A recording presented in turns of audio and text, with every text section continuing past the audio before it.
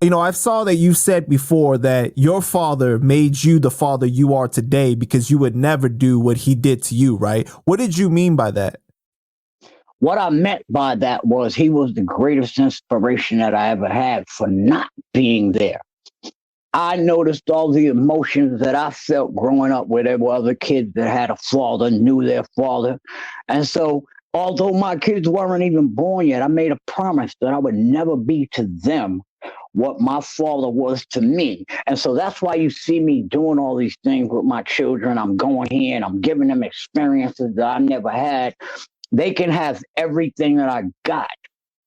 I don't work for me. I dress like this. I put my sponsor's t-shirts on.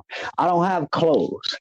I don't buy me clothes. I buy things to further their life, make them happier than what my father, anything my father didn't do, I do for them. That's all I'm trying to say. Right, right. And so So that's you it. never had a relationship with him? Never. He came and see me when I was 2 years old, looked at me and said, okay, and never seen him again.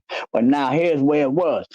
I was also born at a different time. When I was born, imagine your mother, right? You had to come home acting like you were her cousin or her little brother. When I was born, while my mother was pregnant, she went down south to live with family members. That's the years that I was born with, pregnancy out of wedlock and all that. When I came home, I was my mother's brother or nephew or cousin or something like that at first. My first freaking years of life, my first year or my first 6 to 7 months of life was led as my mother's little brother or nephew because of the times we came up in. You're talking about when you guys returned to New York after the fact, after she gave birth to you? Listen, she gave birth to me in New York, but while she was getting bigger and bigger, they sent us a family down south. Family down south took care of her until it was about time for her to bust. And then back to New York, she kind of hid to the point where, all right, here she come. Now she down south with this little light-skinned little baby. Where he come from? Oh, that's my nephew. But that's the age that I grew up in. That's the way it was back then. I grew up in a whole different time and era than what's going on now. I see that my era was an experiment. You can whip your child's ass at my age back in the days, and the authorities wouldn't say anything or nothing. I think the great experiment to that was that if you whoop these ghetto children, they're going to turn out to be something, because I got my ass whooped a lot. I turned out to be something. And so I think that message of don't whip the kid because let them just rule the house. They just blocked me on Instagram for one of them videos where I say, yo, let me show you parents how to get free time. You can't let these kids run the house. What you do, you pop their ass and tell them to lay down, turn the TV off. 5 minutes later, I went in the room and showed the folks that, yo, they sleeping. Instagram was like, oh, I didn't break any law. So let's move on. Fuck them. Right. No, I saw that. I saw, because I watch your lives a lot, and I was paying attention to that, and you were saying like the fact that you were reading the corporal punishment and everything. Like you really broke it down in Georgia, right?